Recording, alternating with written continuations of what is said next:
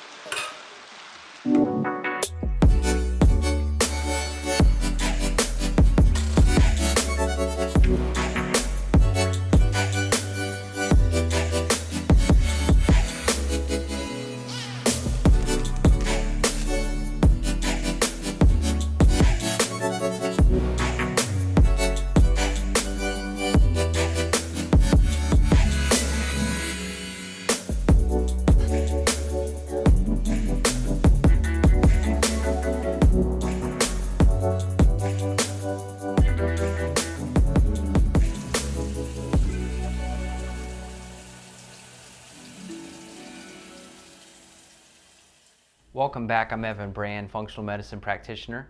I hope you realized in this little cinematic short film that you saw before this, there's many different sources of potential toxins in your life every day. I just highlighted a few around my house that I thought of, figured I'd make a little fun video of it. So just think about it. From the moment that you wake up, the sheets that you're sleeping in, the pillow that you're resting your head on, to the carpet that you're walking on, to the toothpaste that you're using as you brush your teeth, to the quality of the water that you're using to make your coffee or your tea in the morning, to the presence or non-presence, the absence of the chemicals in your breakfast food or the hormones that could potentially be in your bacon or your sausage, or maybe the grains that were fed to the chickens if you're eating eggs. And then we continue on. We go into the new car smell and the airborne chemicals there. We go into the person with their windows down sitting in rush hour traffic, where we're breathing in all sorts of ozone pollution as well as the other.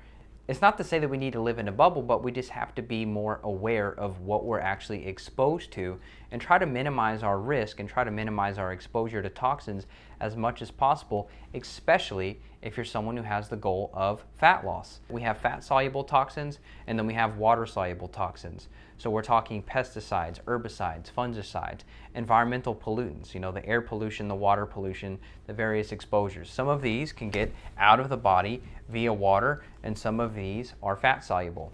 There's two different phases of detoxification, considered phase 1 and phase 2, and there's different nutrients that have to be there for each of those processes to happen. So if we're looking at phase 1 detox, this is things like your B vitamins, your C vitamins, glutathione for example, and then the phase 2 detox of your liver is amino acids, taurine, cysteine, among others, that help to pull toxins out of the body. Now hydration is key for this whole process, especially for the water-soluble toxins that we're talking about. So the goal, and some people argue with this, but the goal is about half of your body weight in ounces per day of water, especially if you're trying to lose weight or rid yourself of toxins that may be causing skin issues, brain fog, fatigue, etc. Now the liver plays a key role in your body fat, and many people don't realize this, but your liver has over 500 functions that it's trying to do.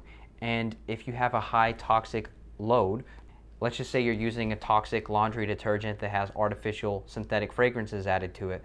Let's say you're eating genetically modified and non-organic food that has chemicals in it. Let's say you live next to a highway and you're breathing in this air pollution. Let's say you're spending a lot of your time indoors and you don't have any exposure to opening up the windows. You don't have any exposure to fresh air, or you're not using something like a HEPA air purifier. The higher the toxic load, the more that the liver's having to work on focusing on these toxins. Therefore, the liver is not going to be able to do its job of helping you to flush things out. It's not going to be able to do its job with cholesterol. It's not going to be able to play a key role in supporting your blood sugar. The liver stores and can also create blood sugar, and a stable, healthy blood sugar is essential for fat loss. So I could go all over the map with the liver and how it branches out into various functions of your body, but we have to minimize the load on the liver. That's the key takeaway here. So nutrition, number 4, is my last point here. Nutrition should play minimal role in the liver's toxic load. So this is why an organic diet is essential. The less chemicals you have in your body, the less risk, the less things that you're adding on to your liver's plate, Therefore, you're going to be able to metabolize fat much more effectively. So anything that helps speed up this metabolic process is a good thing. In the future, stay tuned for a video more on mitochondria and how they play a role in energy production and your fat burning. Be sure to subscribe. If you'd like to schedule a 15-minute free call, just click on screen here and I will talk with you about your health symptoms, your health goals. This is Evan Brand signing out. Take care. Bye-bye.